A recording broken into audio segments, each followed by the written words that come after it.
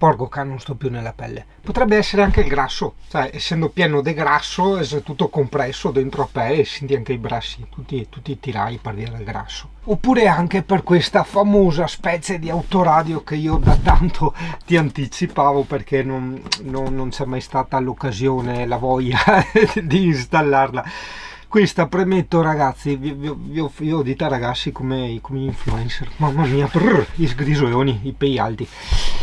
Questa dovrebbe essere una cosa abbastanza tra virgolette rivoluzionaria, però sai, io ti sto parlando della teoria. Oggi con Mirko andremo sia a installarla e poi si vedrà la pratica, perché sai, tante cose magari sembrano belle eccetera, poi magari laggano significa che sono tutte scattose, lente, hanno il touch che funziona male eccetera e ti danno più nervoso che altro, insomma, ecco. Questo Apple l'aveva ben capito quella volta ed è stato uno dei motivi per i quali iPhone e Mac e gli iPad hanno avuto il successo, perché ti davano, come dicono loro, l'esperienza d'uso. Cos'è l'esperienza d'uso? I fatti, la pratica, cioè clicco, è tutto veloce, si apre tutto, è piacevole, c'è un buon scorrimento, ci sono tanti fps che sono i fotogrammi al secondo che ti danno quella sensazione di realtà, ok? Oddio, aspetta perché mi sono veramente appena alzato dal letto, devo ancora prendere il caffè. No, benessere, piacevolezza sì, è un aggettivo che ci può stare, o comunque no, comfort no, soddisfazione, ecco, soddisfazione, o come, giusto per rirubargliela ad Apple, dicono loro, esperienza d'uso. Non mi sono mai piaciuti tanto gli unboxing, quindi stiamo velocissimi. A Toto X10, quello qua da Driosumi, scatola. Cazzo che è caduto di pancia, perché se cadeva con lo spigolo nella scrivania che me la rovinava facevo fare un volo fuori a tutti, e questo è il mio carattere di merda. Ad ogni modo, wow, perché ho detto di sì a questa cosa? Allora, me ne hanno proposte tantissime in passato di queste autoradio con Android, piuttosto che l'Apple Car, l'Android Auto e via discorrendo, perché ci sono sia in modalità diciamo tablet, stand alone, autonome, che cosa significa? Che funzionano da sole indipendentemente dal fatto che tu ci colleghi o meno uno smartphone. Esistono poi le versioni tipo quella che sto io usando della CarPuride, te la dico in parole povere, sono un'estensione, un collegamento al tuo telefonino. È come se fossero, sì, preferisco spiegartele terra a terra perché i tecnicismi li dicono tutti, alla gente comune invece interessa capire come funzionano le cose, ok? Pertanto sono un'estensione del tuo telefonino. Cosa significa? Quei dispositivi altro non sono che un monitor esterno del tuo dispositivo, un monitor per carità anche col touch che prende un'altra interfaccia grafica, ossia non è che tu attacchi il telefonino e vedi le icone tali e quali, no, diciamo che se dal tuo telefonino fai partire il navigatore automaticamente parte il navigatore anche su quel display, se ti arriva un messaggio WhatsApp ti arriva la notifica anche su quel display.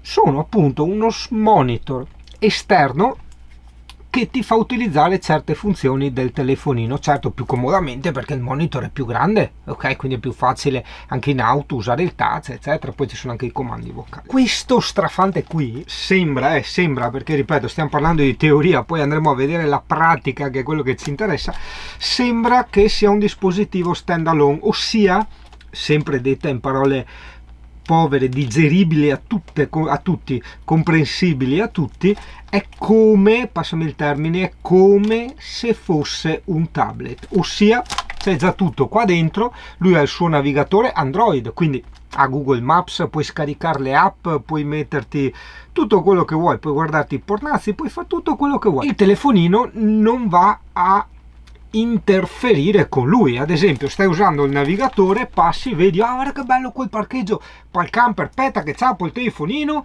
me lo segno su Google Maps e se fai così con quei dispositivi che ti ho descritto prima, ossia gli Apple Car o gli Android Auto, perdi la navigazione. Questo invece è una cosa separata, si connette a internet, certo, quindi i posti che tu hai salvato e la cronologia ce li ha, ma è come, ritorniamo sempre su quello che ho detto prima, è come se fosse un tablet, così abbiamo le idee ben chiare. Quindi questo strafante qui dovrebbe essere un tablet, tra virgolette separato dal telefonino, mentre gli altri che tu trovi in giro, ben più economici, sono le famose estensioni, un po' come fossero dei monitor, ok, dei monitor senza fili del tuo telefonino, ma usano il tuo telefonino. Se devono chiamare usano il tuo telefonino, se devono navigare usano il GPS del tuo telefonino, usano il tuo telefonino, ok? Boh, poi a 7 minuti so che posso spiegare sta roba. Ho detto di sì per questo motivo e per il fatto che è il primo che vedo che mi propongono, che ha un DIN. Cosa significa un DIN? Che occupa solo uno spazio dell'autoradio. Tutti gli altri erano 2 DIN, ma non volevo rovinare il cruscotto, non avevo neanche spazio perché dopo avevo le manopole, il riscaldamento, altre cose. Ho detto no, ho la mia autoradio e la Sony, sono felice così, sono contento, ho sempre detto di no a tutti. Poi abbiamo letto le caratteristiche, io e Mirko sembra essere una cosa rivoluzionaria, però quello è arrivato dopo, insomma, ecco. Lo schermo è molto grande, ragazzi. Io ho detto di nuovo, ragazzi, boia, sarà il fatto che so devo fare una recensione, no scusate se mi dilungo, ma per me è una tragedia, è un trauma. Comunque io credo sia un 9 pollici e qualcosa ad occhio, un 10 pollici, è abbastanza wide, ok? Un tempo i monitor dei tablet erano più squadrati, questo è abbastanza wide. Guarda la mia mano, e che ho la mano grande, sempre per il discorso, sai, le ragazze sanno sto discorso. Mi hanno mandato, ma credo sia come extra, le 2 telecamere. Io anticipo che poi non mi dimentico, una delle cose fighe di questa cosa qui è che sì, ok, ha le telecamere che puoi utilizzare, aspetta che spacco tutto stamattina, che puoi utilizzare per parcheggiare, ma ti fanno anche da dashcam e registrano, ok? Quindi se succede un incidente ovviamente deve esserci corrente, deve essere in quel strafante lì. Le telecamere registrano dentro la memoria e pertanto se c'è un incidente o è accaduto, non so, 10 minuti fa, un'ora fa, quel che è, tu dalla memoria riesci a tirare fuori i video. È un po' come il sistema di sicurezza di Pullman, ha queste tutte le telecamere ovunque, dentro, fuori, eccetera, e registra in dei dischi. Poi vabbè, anche il discorso tracker che vedremo. Una piccola parentesi, perché ho paura di smentegare queste robe, ma questo è importante per i camperisti e secondo me no, per tutti, anzi soprattutto forse anche ai non camperisti. Allora, abbiamo visto nella nostra piccola ma simpatica esperienza che questi dispositivi bellissimi hanno il loro consumo. Certo non consumano 5 ampere ora come un frigorifero, per carità di Dio, però mettiti consumano anche 3/4 di ampere ora, mezzo ampere, 3/4 di ampere ora, tu devi fare sempre la regola delle 24 ore, cioè tu devi avere sempre in testa questa formula che è semplicissima. Quanto consuma questo strafante, ok? Questo strafante consuma, butto esempio per farti capire il ragionamento, consuma 1 ampere ora. Allora tu dici, cazzo, una giornata a 24 ore, 1 ampere per 24 fa 24 ampere ora, arrotondiamo a 25, ok? Tu hai, faccio un esempio, una batteria da 100 ampere, ti ha già portato via in una giornata 1/4 di batteria, però non è che come certi telefonini la batteria può arrivare all'1% o perlomeno l'1% nominale, no, soprattutto se non sono batterie al litio, quindi è estremamente importante valutare i consumi.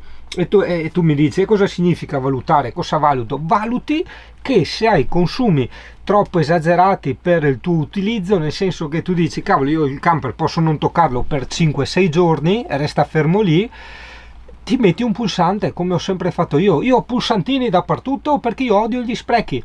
Un po' come nella mia vita, io spendo tantissimo, me la mordo a bocca piena la vita, perché sa stare il perché, ma no, gli sprechi non ci devono essere, perché poi ogni spreco, che sia nella vita o che sia nella corrente del camper, ti preclude l'utilizzo di tutte le altre cose. Quindi ok, tutto bello, ma se una roba poi ti toglie la corrente, non hai più corrente per il resto, cioè ti rovina l'esperienza in camper, ti rovina l'esperienza nella macchina, cioè vuoi mettere a dire prendo a farmi un giro in macchina e ritrovarti a piedi perché la batteria è a terra e non si accende il motore. Ecco, quello volevo dire con rovinare l'esperienza. Come extra mi è arrivato anche questo cavo molto lungo, adesso non mi ricordo cos'era, 8 metri, 10 metri, non lo so, per le telecamere. Quindi ricordati sempre, quando tu compri un qualsiasi dispositivo, che sia questo o un altro, che ha delle telecamere oppure delle telecamere stesse, mi raccomando, calcolati, perché non lo fa quasi nessuno, cioè viviamo in un mondo troppo leggero a volte, calcolati la distanza tra il display e dove andrà la retrocamera, sì, ma con tutte le curve, perché non è che te fa come Google Maps all'inizio che ti dice da qua a là 40 km, dopo vedi la strada sono 74, hai capito? Quindi non è che devi vedere in linea d'aria da davanti a dietro, dice il camper di 7 metri, facciamo 8 metri abbondante, è un cazzo, un metro e niente, ora che fai tutto il giro passi per dentro, no qua non si passa, devo passare di là, e sei ciavato, hai capito? Quindi mi raccomando anche questo. A proposito di retrocamere, mi è arrivato anche un altro giocattolino che vorrei farti vedere nello stesso video, anche perché non sei un canale di marchette, di test, di recensioni, io dico sempre di sì alle cose che reputo veramente interessanti e in tutta onestà utili per me o da regalare a qualcuno. In questo caso sono due cose, questa devo ancora fartela vedere, devo ancora spiegartela, estremamente utili e piacevoli per me. No, cavale, estremamente utili e piacevoli. Allora, questa qui è un altro kit retrocamere, telecamere, fin qua nulla di particolare. Anche a questi stavo per dire di no, perché giustamente perché ti danno tutta sta roba, perché se le Google Ads o le Facebook Ads o comunque tutte le pubblicità che ci sono sui social, su Google, YouTube, costano un botto di soldi. Fidati che a volte le faccio anch'io per i miei clienti, di solito mi rifiuto perché costano tantissimo, però quella è la strada, quella è l'unica strada per fare la pubblicità. C'è poi una seconda strada che è quella degli influencer con gli influencer, per lo più, a parte gli influencer, i piccoli youtuber, chi ha dei piccoli canali come me, sono manna dal cielo per queste aziende, in quanto loro ti danno questi dispositivi. Il dispositivo a loro non costa niente perché lo fabbricano, cioè non costa niente. Se una roba in vendita a 200 euro, a loro vale 5 euro, 10 euro i materiali. Adesso ho detto una cazzata, varrà ben di più di 10 euro, però metti 40 euro, hai capito? E quindi loro dicono, per un prodotto che ne butto via tanti in fabbrica perché sono difettosi, perché la macchina ha stampato male, perché mille motivi, lo do, che a me non costa praticamente niente, a uno, e questo mi fa la pubblicità gratis, hai capito? Però quell'uno può dire, vabbè, io la pubblicità la faccio come voglio, non seguo le direttive di nessuno, perché guarda che questi sei tremendi, e te manda tutta a scaetta con scritto ta da far così, ta da far coea, ta da dir così, ta da dir coea. Comunque, a questo non ho detto di no, in quanto, occhio, ti faccio vedere cos'è di particolare questa retrocamera, videocamera.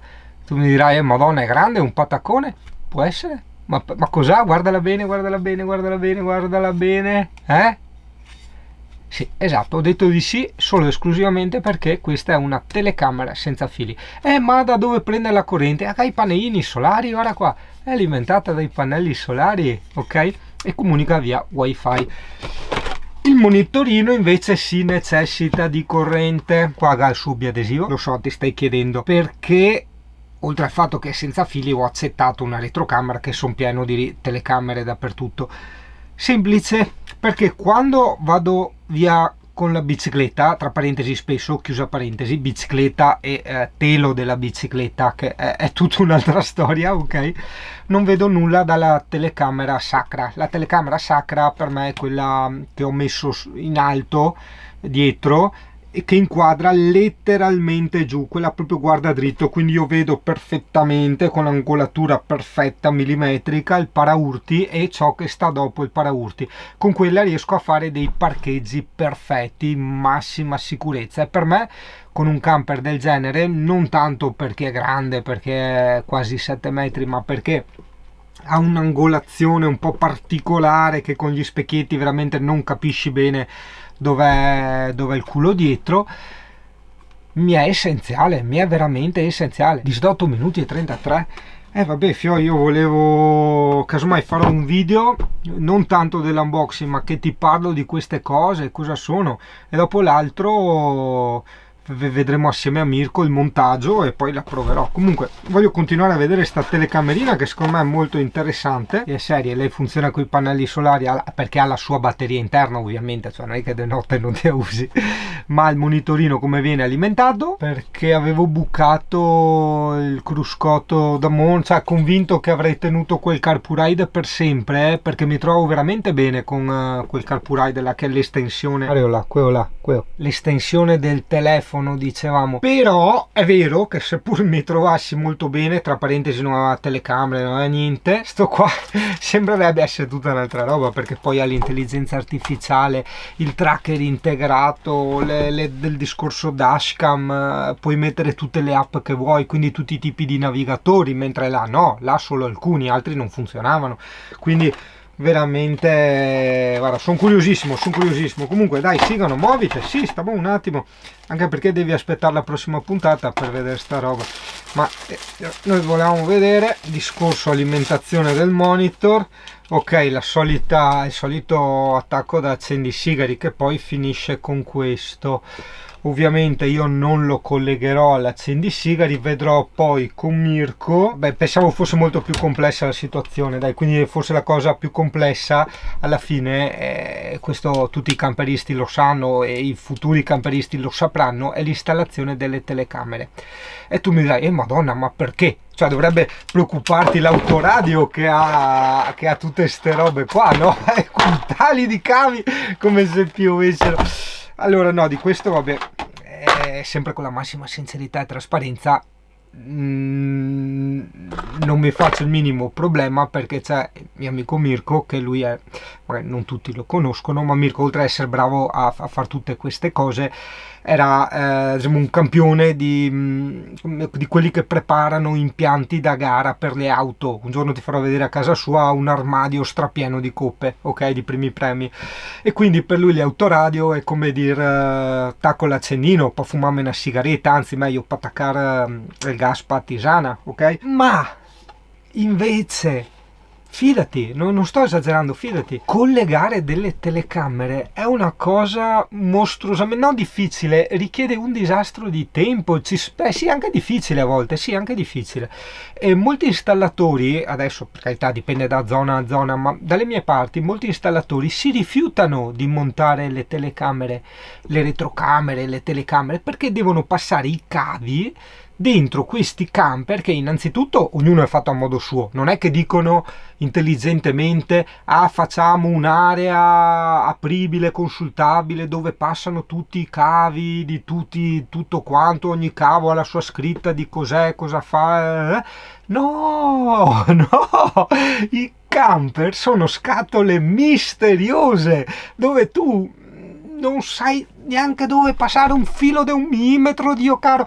Quindi molto spesso, come è successo già qui da noi, e come sicuramente succederà anche oggi o domani, si passeranno le telecamere esternamente, anche perché sto pensando le 2 telecamere che io metterò, anteriore e posteriore, andranno basse, perché mi servono a mo' di specchietto retrovisore, quindi sia per un discorso magari di sicurezza, per controllare, ma quello anche no, ce l'avevo già, ma per il discorso dashcam, se tu guidi, qual è la cosa più importante? Il davanti e il Mona che te gada Drio, no? Soprattutto il Mona che te gada Drio, la storia insegna. Poi voglio farti una piccola parentesi nata dalla mia esperienza, perché sai che quando io parlo sempre sulla base di fatti, di cose provate e sperimentate, non sulle azioni. Allora, le telecamere, stai attento, non è che tu dici viaggio sicuro perché ho le telecamere, se uno fa il Mona eccetera eccetera. No, le telecamere, te la stringo al massimo, servono solo per le assicurazioni,